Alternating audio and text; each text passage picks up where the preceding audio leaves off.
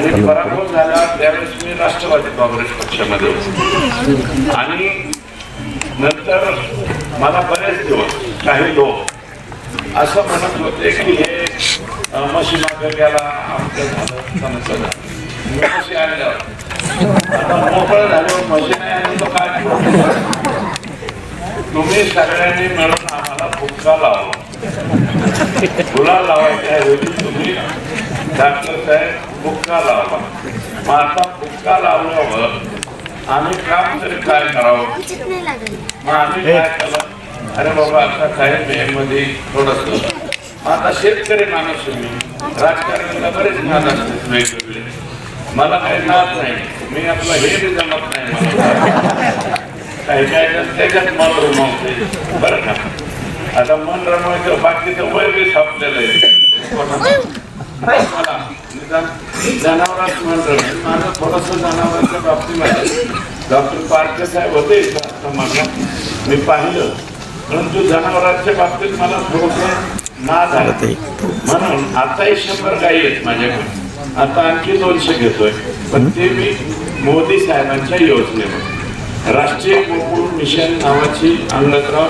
योजना आहे त्याच्यातनं मी माझं ते प्रकरण माझं म्हणजे माझ्याच घरातली जी संस्था आहे त्याच्यावरती मंजूर झालेलं प्रकरण आणि त्याला काय आहे की बँकेने पैसे दिले तरच केंद्र सरकार पैसे देते तर मी त्यातही प्रयत्न करणार आहे की हे माझ्यासारख्या एकट्या माणसाला किंवा एखाद्या कंपनीला किंवा बड्या जमीनदाराला मंजूर करायच्या ऐवजी ग्रुपनी म्हणजे जसं सहकारी संस्थेचं मंजुरी मिळते तशा पद्धतीची योजना याच्यामध्ये आणली पाहिजे पोपटराव असं मी 100% त्या ठिकाणी प्रयत्न करेन आणि केंद्र सरकारकडे पण त्यासाठी निश्चितपणे जाईल तर 300 गाई माझ्याकडे आहे होतील आणि मग मी 100 म्हशी आणल्या ते UP बिहारचे लोक आणले चालू केलं तर ते पुढं काय व्हायला लागलं तिथे राज्यच पळून जायला लागले आम्ही आपण काय करणार मी तरी काढून तिथे 2 म्हशीच्या काढली तिसऱ्या म्हशीला अंगठातच धरत नाही कारण ती म्हशीची आहे मग मी मला हे काही दिवसाच्या नंतर पण 1 वर्षाच्या नंतर साधारणतः मला वाटतं निवडणुका झाल्या आणि त्या निवडणुकीमध्ये सत्ता कोणाची होती भाजपची राज्यात मुख्यमंत्री कोणाचे भाजपाचे आम्ही कोणत्या पक्षात राष्ट्रवादी पण 3ही नगरपंचायतीमध्ये लोकांनी राष्ट्रवादी काँग्रेस पक्ष आणि माझ्याकडे बघून वैभव मत दिले का नाही माझ्याकडं आणि आम्ही सगळे कोणत्या पक्षात होतो राष्ट्रवादी काँग्रेस पक्ष जवळपास 51 पैकी 47 लोक निवडून दिले 3 नगरपंचायतीमध्ये घड्याळ चिन्हावर आम्ही 3 ठिकाणी निवडून आलो आणि निवडून आल्यावर मी म्हणलं की मी म्हशी सांभाळायला गेलो निवडून आलो जे लोक मला म्हशी सांभाळायला गेले म्हणत होते तर म्हणले मला एका पत्रकारांनी विचारलं म्हणजे वर्षभर तुम्ही काय करत होते तर मी म्हणलं म्हशी सांभाळत होतो म्हणलं म्हशी सांभाळत होतो आणि त्यावेळेस प्रचाराला इथं तुम्हाला सांगतो यांनी ताईंना आणलं ते दानवे साहेबांना आणलं त्याच्यानंतर बबनराव लोणीकर साहेबांना आणलं ते पाणी पुरवठा मंत्री होते हेलिकॉप्टरवर यांनी त्यावेळेस आणलं आमच्या बाजूने कोणीच नव्हतं त्यावेळेस एकटे धनंजय मुंडे साहेब शेवटच्या सभेला आले ते 3 तालुक्यात एकच सभा त्यांनी घेतली ते राष्ट्रवादीत होते आम्ही राष्ट्रवादी तरी 3 नगरपंचायती आम्ही त्या ठिकाणी ताब्यात घेतल्या आणि 3 निवडून आणले आणि निवडून आल्यावर ते म्हणले कसे काय निवडून आणले मी म्हशी सांभाळतो निवडून असं मी म्हणतो म्हणजे लोक किती खालच्या दर्जावरती बोलतात कोणत्याही गोष्टी अरे कुणाला एवढं हिनो नाही ना की तुम्ही फार आम्हाला म्हशीकडे पाठवायला लागली कुठं काय पाठवायला लागली आणि मग जे आहे आणि त्यावेळेस लोणीकर साहेबांना आणलं धोंडे साहेब आमदार होते बरं धोंडे साहेबांना तुम्ही निवडून दिलं हो 2.5 वर्ष म्हणजे 5 वर्ष ते भाजपाचे आमदार होते 5 वर्षामध्ये ते शिरूर शहराला किती वेळा आले त्यांनी शिरूर शहराला किती निधी दिला प्रताप सांगा.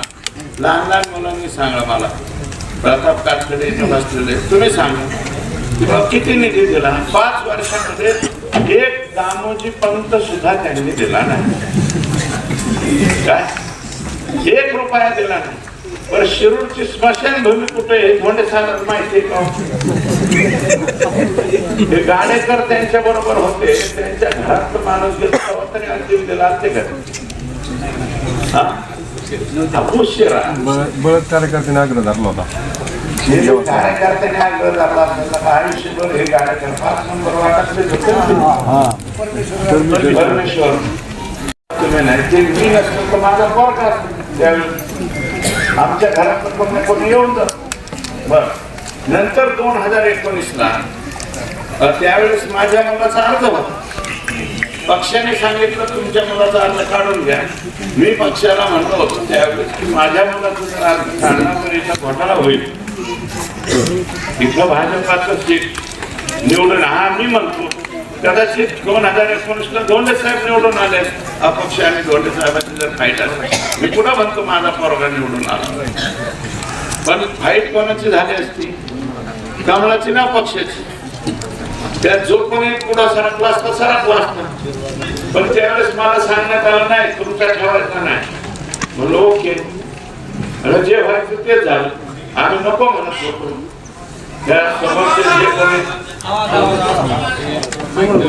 जे रनिंगचे आमदार आहेत ते उभे होते. त्यांना मतदान करू नका सांगत होतो. शेवटच्या दिवसापर्यंत सांगत होतो. तरी तुम्ही लोकांनी आमचं ऐकलं नाही आणि त्यांना मतदान दिलं. ते निवडून भाऊ 5 वर्षांमध्ये किती वेळा ते आता काल परवा नारळ हाण्याचा कार्यक्रम त्यांनी राष्ट्रीय कार्यक्रम नारळ हाणे सहकारी संस्था हा केला शिरूर. बऱ्याच पोरांना ना दिल्यावर तुमको 10 लाख 20 लाख का तुमको करोड का काम करोडपती. हे विषयाचा काहीतरी कार्यक्रम आहे. आमचा नारळ हाणायला आहे. अहो आमदार साहेब प्रशासकीय मान्यता नाही. कामाचं टेंडर नाही. वर्क ऑर्डर नाही. अहो शिरूर शहरातले लोक कानात बिड्या घातलेले आहेत का. अरे बारकाल्या पोरांना सुद्धा प्रशासकीय मान्यता टेंडर वर्क ऑर्डर सगळ्याला कळतो.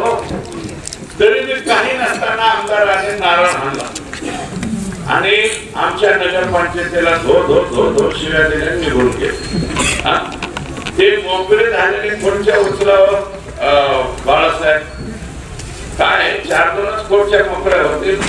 आपले इथले विरोधक इतके भारी की त्या मोकळ्या खुर्च्याचे बरोबर फोटो काढले आणि म्हणजे स्टुडंट जायचे खुर्च्या अधिकार नाही. तेवढ्यासाठी प्रसिद्ध आहे ते. म्हणजे चंपोगिरी म्हणलं ना त्याच्यात 1 नंबर नाव म्हणजे तुमच्या गावाला. म्हणून ते तुमच्या गावाले नाही सुरेश आपल्या गावाले बर का. असे तुम्हाला मी सांगतो मागच्या लोकांना बसायला द्या. हा खाली बसले ते लोक आहेत खुर्च्यावर बसा. पाठीमागे जे मायबाप बसले असतील त्यांनी खुर्च्यावर बसा. तर मी जास्त वेळ घेणार नाही. 5 मिनिटांमध्ये 10 मिनिटांमध्ये संपवणार आहे.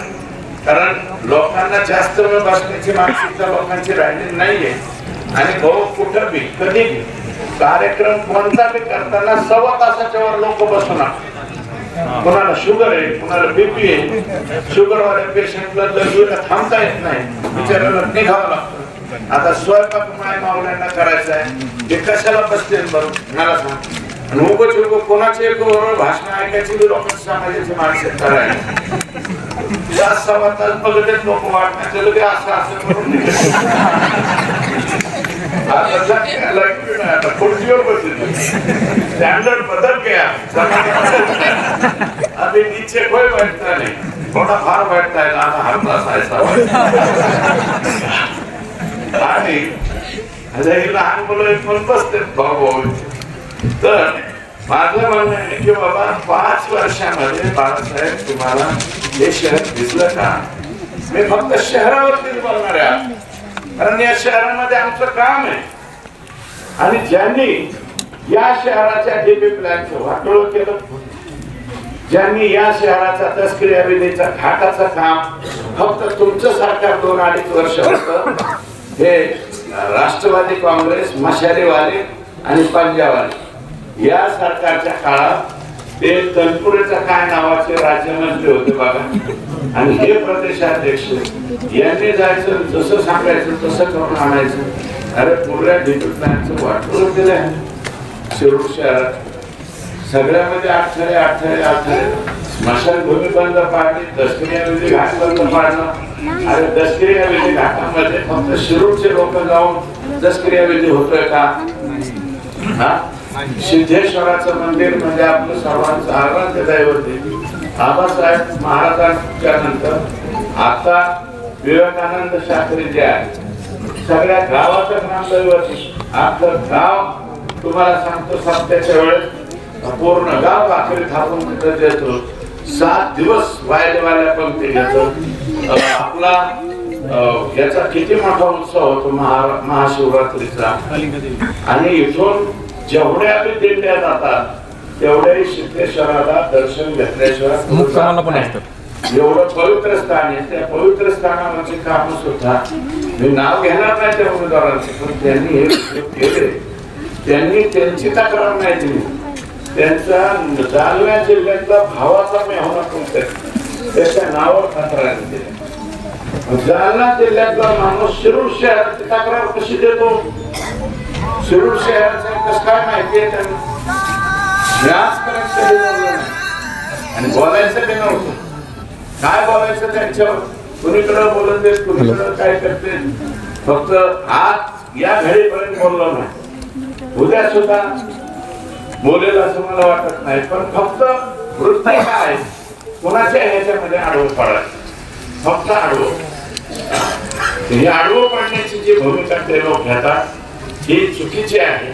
इथून कुठेतरी शहराच्या डेव्हलपमेंट मध्ये या लोकांनी आडवं पडलं नाही पाहिजे. तुम्ही 2.5 वर्ष सरकार होतं, तुम्ही प्रदेशाध्यक्ष होता तुमच्या पक्षाचे. तुम्ही प्रदेशाध्यक्ष म्हणून या शहराला काय काय आणलं तेवढं जरा सांगितलं पाहिजे. जेवढी काम असते भाऊ एक काम करा ना तुम्ही, आपण केलेले मागच्या 5 वर्षात आणि आताच्या 5 वर्षात आलटून पलटून तुम्हीच नगराध्यक्ष. माझ्या ग्रामाला तुम्ही विरोधात गेले. भाऊने आम्हाला शिंगरे आम्ही राहिले इकडं, तेव्हा हेच त्यांच्याकडे गेले होते. उमेदवार त्यांच्या बरोबर गेले, आम्ही बाबाले इकडं खायला म्हणणार भाऊ शेती समजते. माझे सरपंच आमच्या नांदेवाडीचे हो आमच्या विरोधात आम्ही आलो बाबा कस्करी निवडून. अण्णा पाटील विरोधात गेलो कसं खटका दाबायची तुमच्या पत्ते. तर माझं म्हणणं आहे की बाबा ज्या शिरूरचे दसक्रिया घाट असेल, स्मशानभूमी असेल, आता पाणी पुरवठा जवळजवळ 69 कोटीचा त्याच्यामध्ये 78 कोटी, त्यातले 78 कोटी पैकी 8.5 कोटी रुपये जे डिस्ट्रीब्युशन लाईन होईल ना, त्याच्यामुळे जे रस्ते डिस्टर्ब होतील त्याच्यासाठी 8.5 कोटी आहेत. त्याच्यामध्ये इस्टिमेट करताना आम्ही ती सुद्धा लक्षात घेत नाही. तर शिरोडकर म्हणते आहे ना, याचं जर डिस्ट्रीब्युशन चालू झालं की आता बऱ्यापैकी ठोबळे ठाकरे टाकले, सिमेंटचे रस्ते झाले, हे पुन्हा उखाडणार का? उखाडणार. परंतु ते सुद्धा त्याची काळजी आम्ही ह्या अंदाजपत्रकात घेतली, ती सुद्धा. आणि पहिल्यांदा प्रयत्न केला होता आम्ही की पैठणवरून पाणी आणण्याचा, परंतु ते पाणी आणण्यामध्ये 3 वेळा लिफ्ट करून त्या पाण्याचा किया करता येत होता. आणि दहिवंडीला आम्ही तिथं पाणी आणायचं फायनल असं केलं, परंतु इकडचं सबस्टेशन वेगळं, मधलं वेगळं, तिकडचं वेगळं. तिन्ही ठिकाणची लाईन एकदा चालू राहणार नाही. आणि याचं वीज बिल आणि त्याच्या देखभाल गोष्टी शिरूर शहराच्या लोकसंख्येला परवडणारी नाही. हे ज्यावेळेस लक्षात आली, आम्ही म्हणलं पटकन हे रद्द करा. भाऊ म्हणले आम्ही सर्व नगरसेवक उपनगराध्यक्ष म्हणले आपण ह्याचा नाद करतोय परंतु याचा उपयोग होणार नाही. आम्ही ती योजना थांबवली आणि शिंदखान्यावरून आम्ही योजना केली. मी तुम्हाला नम्रपणे सांगतो पुढचे 1 वर्ष थांबा. फक्त पुढच्या जून महिन्याच्या किंवा जास्तीत जास्त पुढच्या दिवाळीपर्यंत बिस्लरी सारखं पाणी मी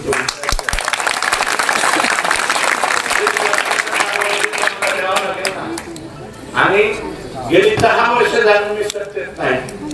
बेसुमार काही तुम्हाला सांगतो गाडीवर बसलेला आहे. कशाला पैसे मागायला लागले कोणीकडे? अरे तुमच्या काळात मास्टर भरायला पैसे, येरीला मंजुरीला पैसे, कशाला?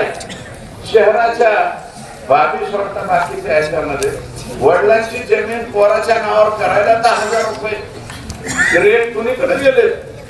हे चाललंय काय? सर्वसामान्य गोरगरीब माणसाची कामं होत आहेत ना? अरे ज्यांचे स्लॅबचे घर आहेत त्यांचे नाव संजय गांधी निराधारमध्ये. ज्या माय माऊलीचं कुंकू पुसले तिच्या कच्च्या बच्च्याला तुम्हाला 7 द्यावी लागते. त्या लेकराला 2,000 रुपये, त्या माऊलीला 2,000 रुपये, 6,000 रुपये पटक्याने जर महिना चालू केला तर तिचं जीवन सुसह्य होतं.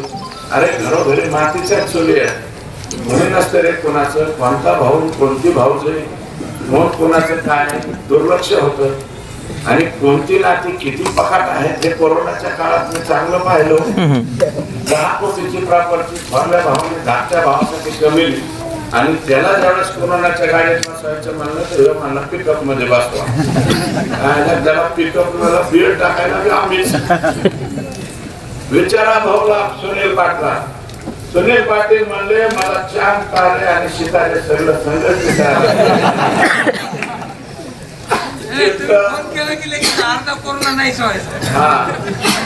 मी म्हणत नाही मी अमेरिकेचा डॉक्टर आहे. फक्त कोरोनाच्या काळात मी एवढंच म्हणलं पाटील घाबरू नका, मी आहे. तुमच्या जावायला फोन करतो. नवीन जावई झाले, जावई झालं चांगले कौतुकात मुलगी घरात पहिली आली पुढं बर का. मुलीला फोन केला मी, जावायला फोन केला काय झोपा काढता लवकर या म्हणजे आलो आणि नगरला हलवलं. भाऊला ते इतकं खवळ होतं. डॉक्टर सानप साहेबांना खवळ होतं पण काट खवळ होतो फक्त प्रेम. कारण मी सांगितलं तुम्ही नगरला जा तर भाऊ बिडून आले पुन्हा मुक्काम केला म्हणजे सकाळ केला जाऊन. कारण मी म्हणलं आता स्कोर वाढून राहून तुमचं तुम्ही डॉक्टरच का काय असं सुद्धा मी म्हणालो. काळजी ना कारण माणूस जाऊ नये कोणता माणूस हे डॉक्टर ढाकणे म्हणजे रेमडेसिवीरच्या 345 रुपयाच्या इंजेक्शन मध्ये कोरोना नीट केला. मला सांगितलं आम्हाला 345 में अच्छा होता है. मी डॉक्टर कसं काय डॉक्टर संशोधन झालं. 345 रुपयाचे इंजेक्शन आम्ही वापरायला सुरुवात केली. फक्त ताप येतं इंजेक्शन होतं. ते नाव मला माहित नाही. डॉक्टर ढाकणेला विचारा मग आम्ही डॉक्टरचा किस्सा सगळीकडे दिलेला. तेच इंजेक्शन 350 ते इंजेक्शनाची हळूहळू किंमत 1,500 गेली. मला कसं काय किमती वाढत मेडिकल लक्षात आले स्टोर डिमांड ज्यादा आहे सुरुवात केली. लई लोक गमतीचे बघितले डॉक्टर गमतीचे बघितले.